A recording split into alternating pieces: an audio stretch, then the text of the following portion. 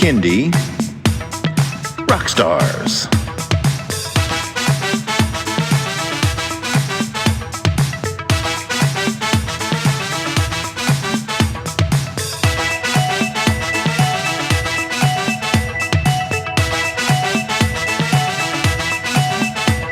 Prepare for a treat, let's meet and greet some bands and singers that are super sweet, making music that's fun for boys and girls. Help them learn about this great big world. Fun for the family, yes it's true, your kids will love it and you will too.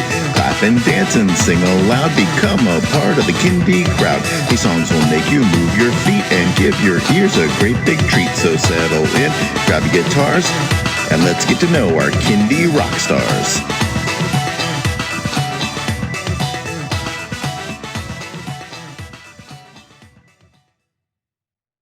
Hello everyone, and welcome to Kindie Rockstars.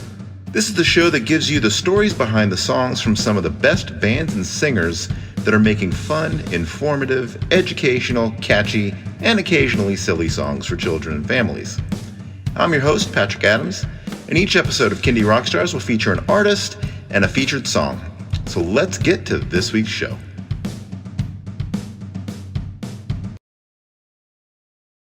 Here with me today from the beautiful country of New Zealand is Judi Cranston of kindyRock. Judi, welcome to the show.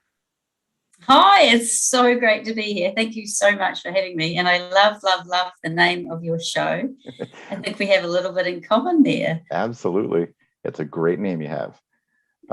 So tell me a little bit about yourself, how you got into Kindie music and some of your background. Sure. Well, I've always had a love of music, which I'm sure you understand. And, right from a very early age, I remember listening to choirs and just being absolutely absorbed by things like that. I taught at schools. I trained as a secondary teacher and taught secondary school and then intermediate, which is the 11, 12-year-olds, and then primary, and then ended up doing preschool stuff. I left teaching and decided to be a rock star because I wanted to be a rock star. So I had a band called Famous Fish for quite a few years. And then sadly, one day about 14 years ago, I broke my knee on stage.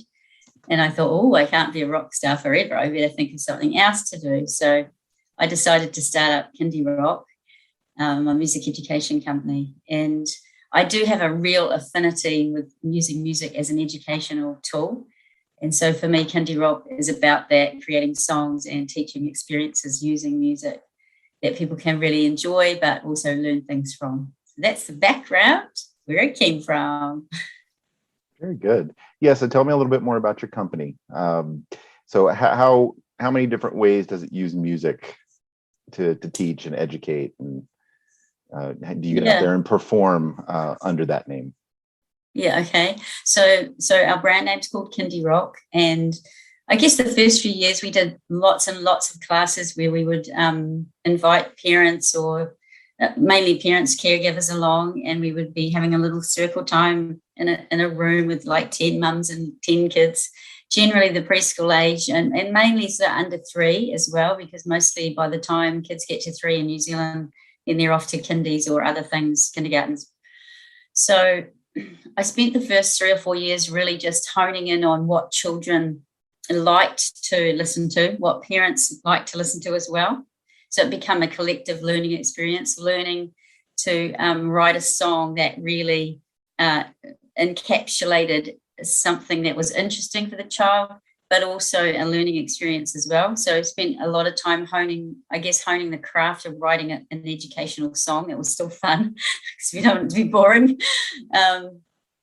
And then, so in the first few years, I actually put out 6 albums, which was mammoth, but I wanted to actually have enough material of my own so I didn't have issues with copywriting. And so a lot of the stuff I wrote in the first few years was like, okay, we want to do a transport theme. I need to write a train song or a song about a digger. And so that's how I started writing. And then as I got further on, I changed the style a bit of writing and got more into personal development kind of stuff.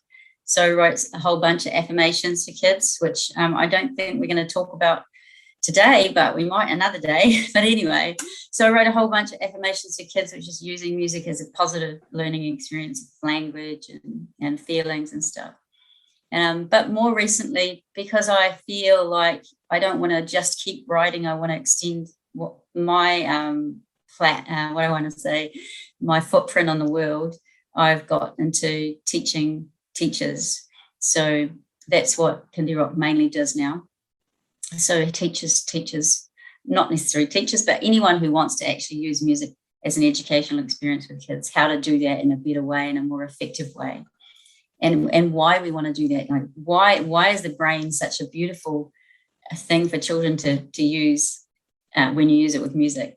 You know, why does it all work together? And so you use a bit of neuroscience, a little bit of developmental science, like what sort of ages and stages are children at different, you know, what are they learning? What's the difference between a baby's song and a 5-year-old song? And yeah, and so now that's what I'm doing now. I'm developing training courses for teachers to go to, and so I guess we've done a bit of the full spectrum, and now that I'm getting a little older, I don't have to jump around quite so much.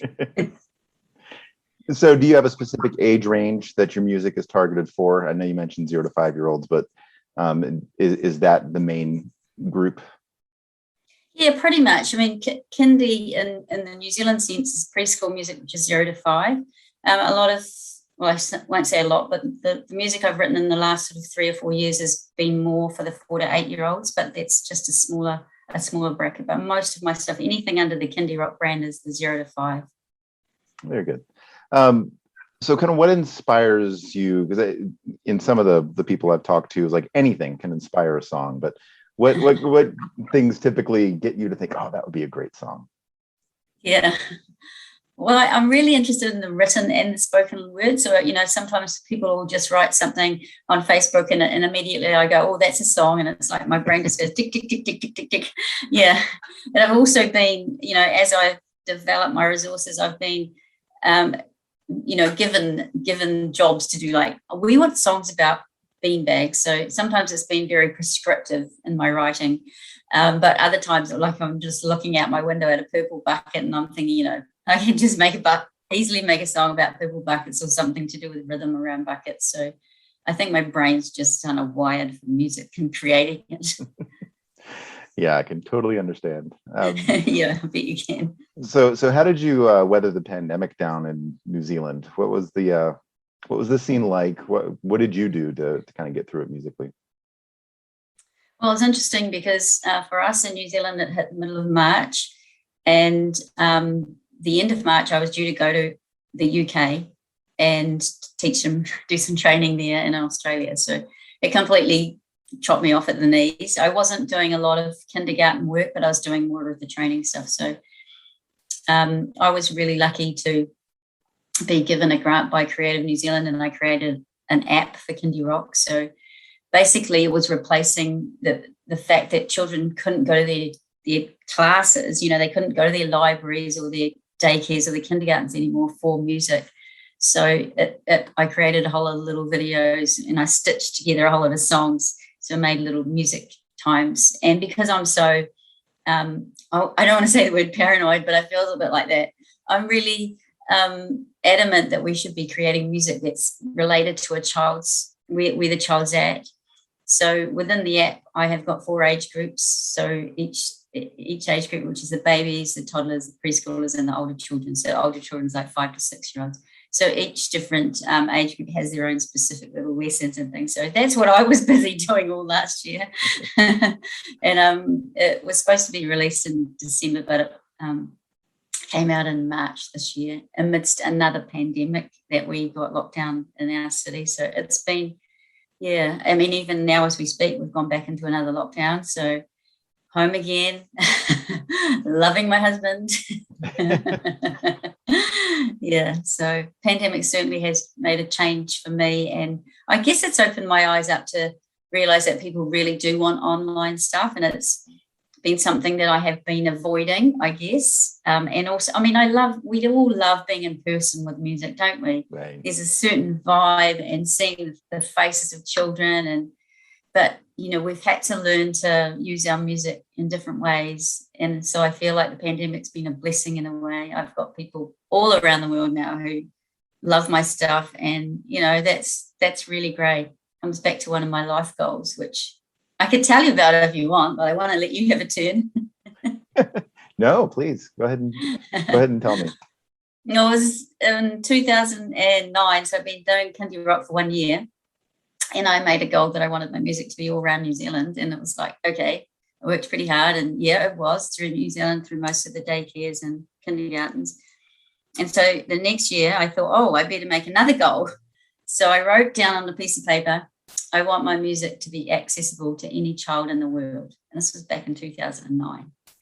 And now I see that that's come true. Like I never had any idea how that was going to happen, but it's pretty exciting seeing our music being able to be reached by other people in other countries. And I think it's such a beautiful time for us to be creators, because everything is so accessible. We're really blessed. Yeah, I think the platforms that are available now has really opened up that horizon. That's been fantastic. All right, are you ready to get into a song? I am so ready. All right. The song today is called What Comes Next? A real key question from many kids. All right, Judi, tell me what inspired this song. Well, in New Zealand, we love to go camping, and I've got some amazing camping memories from being a kid. But also as a mum as well, and a grandmum now, I realise that kids are always saying, okay, we've done that now, so what comes next? What else? What else? So I sort of wanted to do a song about that. So in this song, we're going on the holiday, but what comes next? And then we're doing all sorts of fun things. But I also wanted to piece in some learning tools. So within that comes the sequencing. So the song goes around and then goes around again. And so we have to remember what comes next in our brains as well. So it's got the sequencing and then lots of opportunities for all sorts of different movement as well as a bit of fun where we go to sleep and some snoring. Oops, I shouldn't have told you all the secrets of the song. No, it's like a little mini camping tutorial too. That's right. Yeah, that's right. Yeah. All right. Well, let's play the song. Here is What Comes Next by Judi Cranston of kindyRock.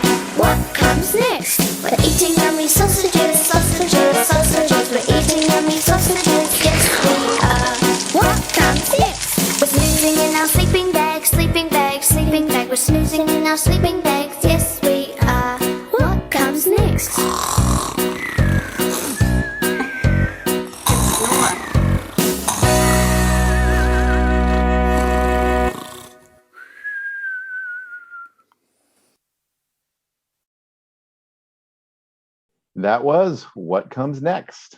All right, Judi, tell everyone where they can find that song, stream it and download it, and then where they can find you on social media. Absolutely. Well, I hope you've got your listening ears on because it's a little tricky. My YouTube channel is kindyRock, and Kindie is not spelt like this podcast. It's spelled KINDYROCK. So kindyRock on YouTube, or if you want to find me on Spotify, you actually have to find my name, which is Judi Cranston, Judi Cranston. But actually, if you just Google the song of the name and Spotify, you should be able to find it as well. And apart from that, you can look me up on my Facebook and also on my website, which is just kindyRock.com. Very good. Judi, thank you so much for being on the show. This has been an absolute pleasure. Thank you very much. It's been amazing. Take care.